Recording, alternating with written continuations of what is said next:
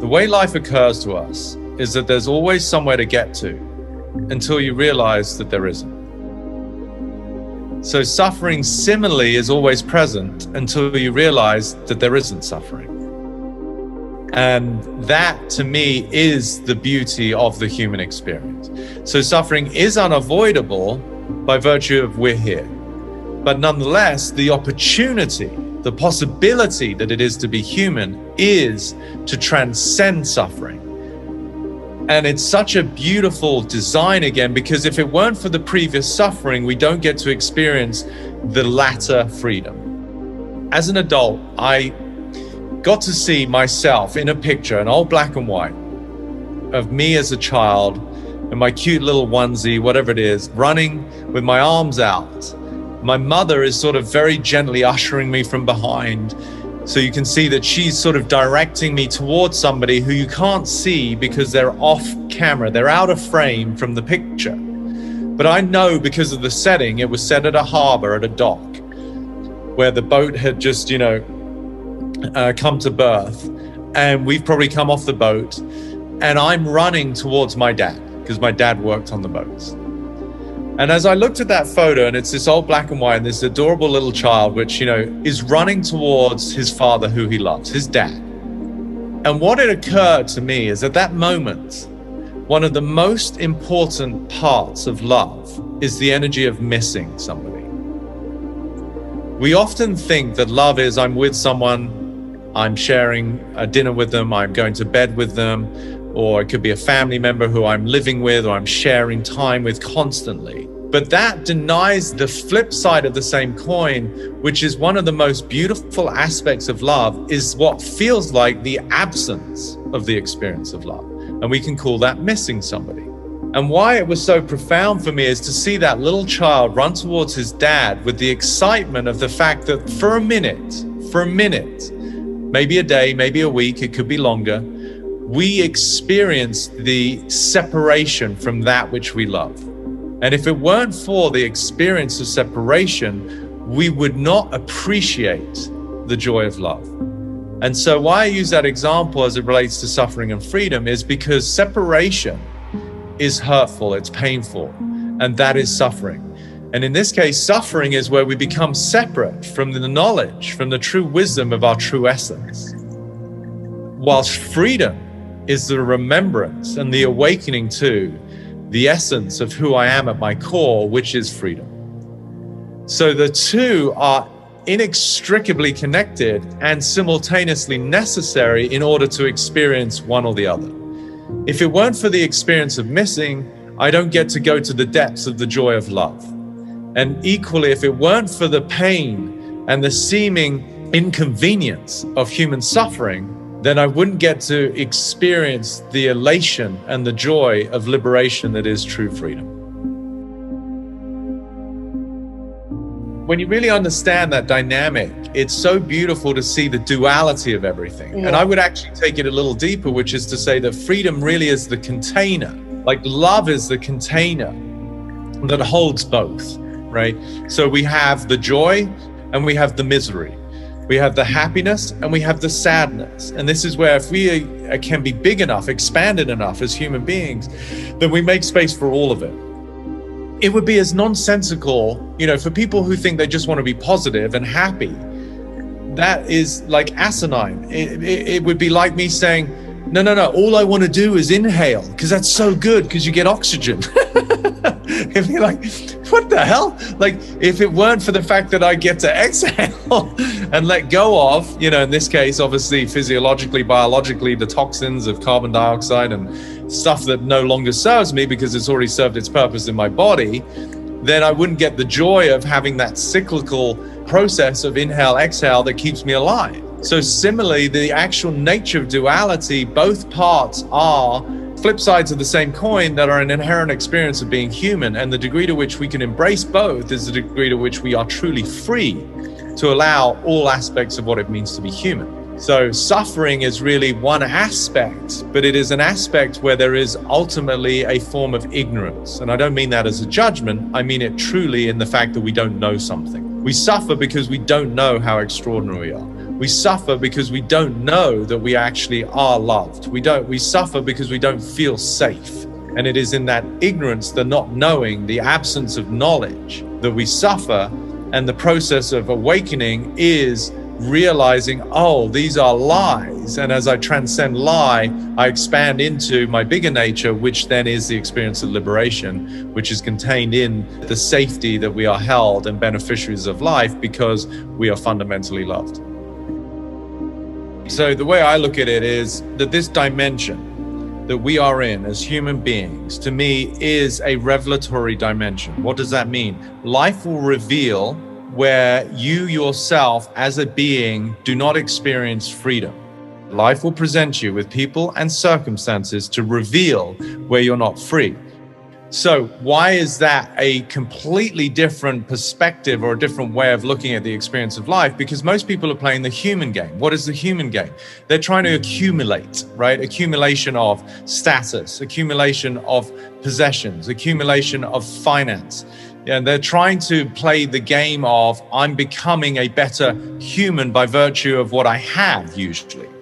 Now that's not wrong, but it's also, to me, it's a powerless game to play. Whereas the awakening process of who I am as a being who is limitless, who is in its infancy and its true inherent nature, nothing but love, peace, power, freedom. That is, to me, the game that's really afoot for human beings. That is the opportunity that it is to be a human, is to awaken to the true essence of who I am, rather than being defined by the persona that has been conditioned over time, that is now founded in the essence of survival.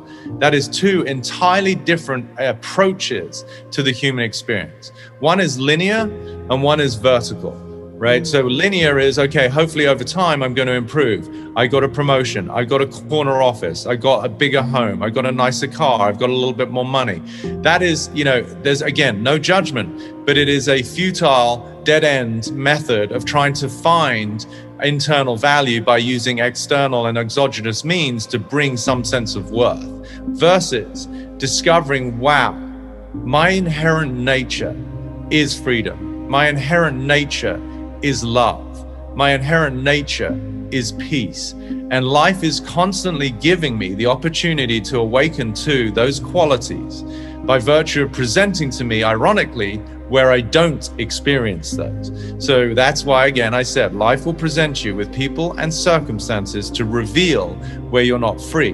We often look at those circumstances as frustrating, as things we don't want.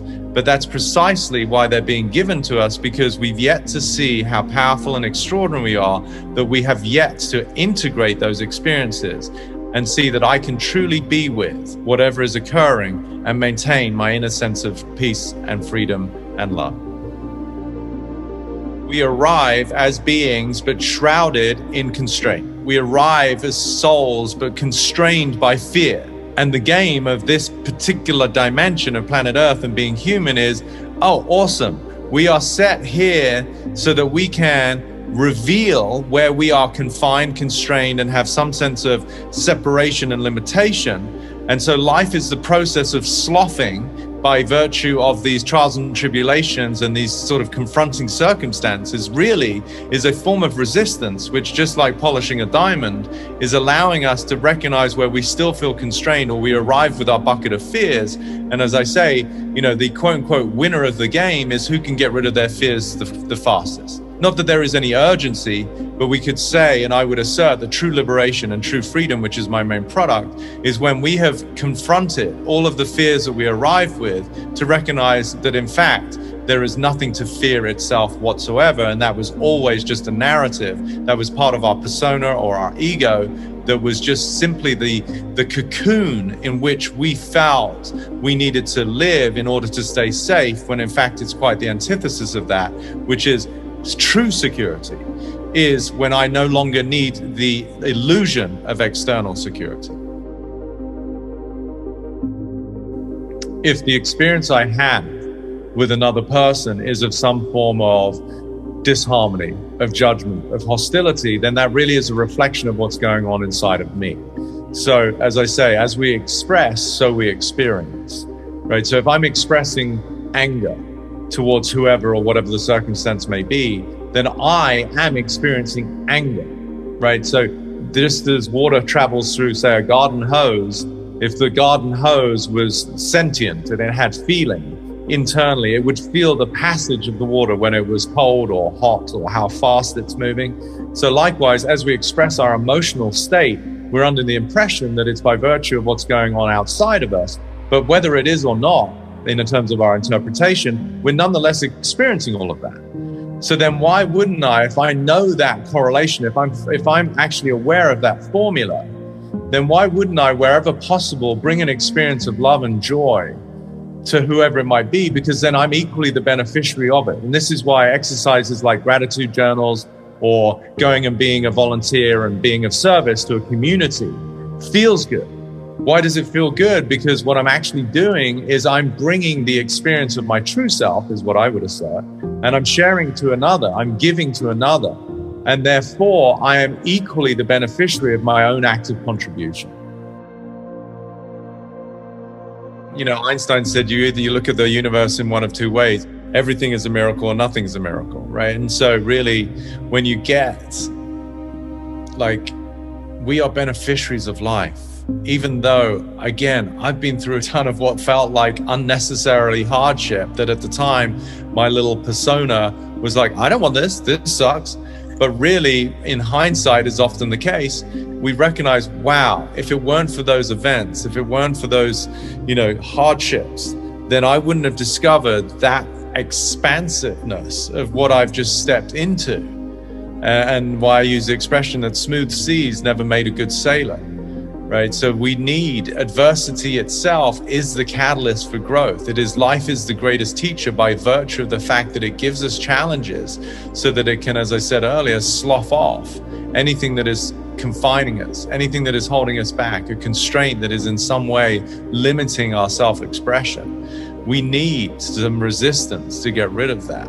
And that is, at times a very difficult pill to swallow, but it is nonetheless the catalyst to discover that really we are held eternally. It's like the metaphor, the image of these trapeze artists, right?